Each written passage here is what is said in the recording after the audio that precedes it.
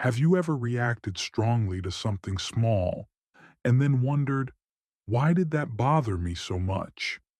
It might not be about that moment at all. It might be your childhood talking.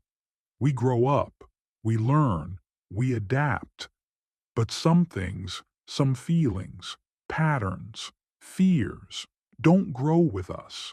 They stay buried, like quiet whispers from the past. This video is not about blaming your parents. It's about understanding yourself. Because before we can heal anything, we have to notice it first. If you've ever felt too sensitive, too emotional, or not enough, stick around. There's a reason your reactions feel bigger than the moment. And it's not because you're broken. It's because you're wounded.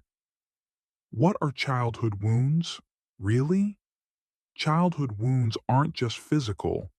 They're emotional moments when we felt unseen, unloved, unheard, or unsafe, even if no one meant to hurt us.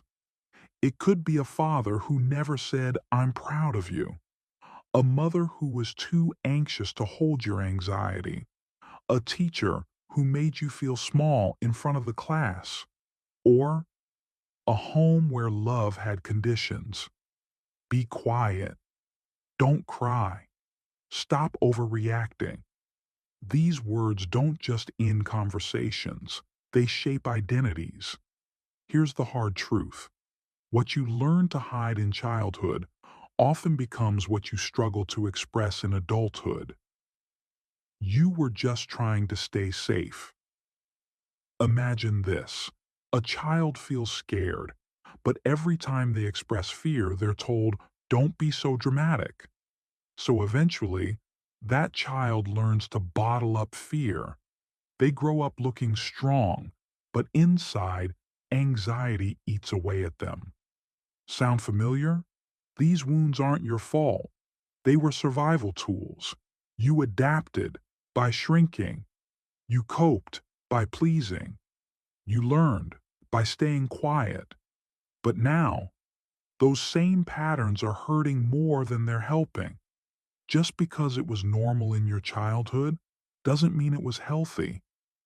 And you don't have to keep carrying what never belonged to you. How it shows up in adulthood.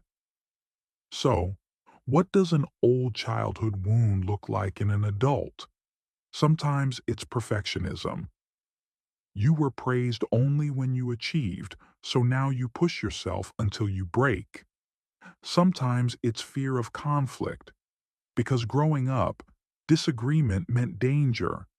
Sometimes it's being too nice, always putting others first, because love felt earned, not given. And sometimes it's not feeling anything at all, because feeling was never safe. You're not too sensitive. You just never had the space to feel. Until now. Sarah's silence. Let me tell you about Sarah. Sarah always got good grades, never caused trouble, always smiled. But inside, she carried a deep fear that if she ever messed up, people would stop loving her. Her parents weren't cruel. They loved her. But they only noticed her when she achieved. Now, as an adult, Sarah can't rest. She feels guilty when she relaxes. She says yes when she wants to say no. She's afraid to disappoint, even strangers. She doesn't know how to stop, because stopping feels like disappearing. Sometimes the most high-functioning adults are carrying the most unseen wounds, not because they're weak, but because they've been strong for too long. What you needed back then still matters now. Every child needs a few basic things: to feel safe, to feel seen, to feel loved unconditionally. When we didn't receive those, we often start chasing them in adulthood through success, relationships, or overgiving. But the truth is, what wasn't given to you as a child, you're allowed to give to yourself now. Self-love isn't selfish. It's repair. Healing doesn't mean blaming your past. It means reparenting yourself with more gentleness than the world ever gave you. How unhealed wounds. Choose your relationships. Sometimes we think we're choosing our partners, friends, even jobs. But often, it's our wounds doing the choosing. We gravitate toward the familiar, even if it's painful. That's why a person raised by emotionally unavailable parents might feel at home with someone who also withholds love. The silence feels normal. The chase feels earned. But that doesn't mean it's healthy. What feels familiar isn't always what feels good. Sometimes your comfort zone is just a wound with a welcome mat. Why you overreact or shut down in conflict. Ever get into a disagreement and suddenly feel like a child again? You freeze, you panic, you yell, or shut down completely. That's not immaturity. That's your nervous system reliving old patterns. Childhood wounds live in the body, not just the mind. That's why logical advice like just calm down often fails. Your body remembers what your mind has tried to forget. You're not overreacting, you're re-experiencing. And that changes everything. The inner critic. A voice you didn't create. Do you have a voice in your head that says, "You're not doing enough. You're such a disappointment. You're not lovable"?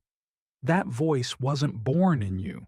It was planted, maybe by a parent who was never satisfied, or a teacher who shamed you, or a society that measured your worth in grades, beauty, or success. But now you carry that voice like it's yours. It's not. Your inner critic may sound like you, but it was taught to you. And what was learned can be unlearned. How to begin healing. The power of naming. Healing starts with awareness, with naming the wound, not blaming, not judging, just noticing. This isn't who I am.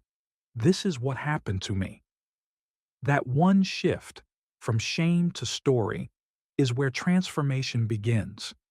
You can't heal what you keep hidden, but when you speak it out loud, even gently, the shame begins to loosen its grip.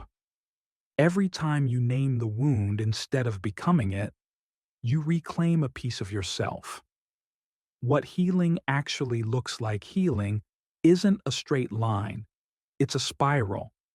Sometimes you revisit the same pain, not because you're failing, but because you're healing on a deeper level. You may cry over things that happened years ago. That's not weakness, it's emotional release. You may feel angry about what was done to you. That's not blame, that's honesty. You may pull away from people who once felt safe. That's not disloyalty, that's clarity. Healing isn't always beautiful. Sometimes it's messy, loud, silent, slow. And still, it counts. Tiny choices, big shifts. You don't need to fix everything all at once. Start with small acts of self-respect, saying no when you mean no, taking breaks without guilt, letting yourself feel without apologizing. Each time you choose you rewire something deep inside. You tell your inner child, you matter now. You don't have to make a big change to begin healing. You just have to make a kind one. The role of safe relationships. Healing can happen faster in the presence of safety. When someone listens without fixing you. When they hold space for your feelings, not shame them. When they let you exist without performing. That's where trust is rebuilt. Surrounding yourself with people who see your whole self, even the messy parts, is medicine. You don't need perfect people. You need present ones. Safe is the new strong. Reparenting yourself. What does it mean to reparent yourself? It means showing up for the child you used to be. Now, as the adult you've become, it's being gentle when you feel afraid, speaking kindly to yourself when you make a mistake, giving yourself permission to rest, to feel, to say no. It's letting go of the idea that love must be earned and instead offering it freely to yourself. Reparenting isn't about going back in time. It's about changing how you care for yourself in the present. Signs you're healing, even if it doesn't feel like it. Sometimes healing feels invisible. You pause before reacting. You choose silence over self attack. You walk away from chaos, even when it's familiar. You sit with discomfort instead of numbing it. These moments may seem small, but they're powerful. They're evidence of rewiring, of relearning, of reclaiming your story. If you're trying, you're healing. Even on the days it doesn't look like progress, you deserve to take up space. As children, many of us learn to shrink, to be quiet, polite, invisible.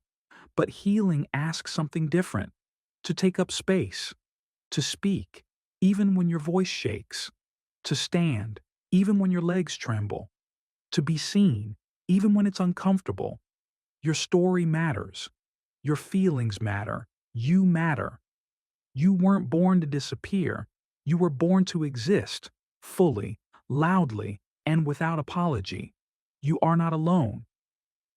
If this video spoke to you, it's because some part of you is ready, ready to explore, ready to feel, ready to heal.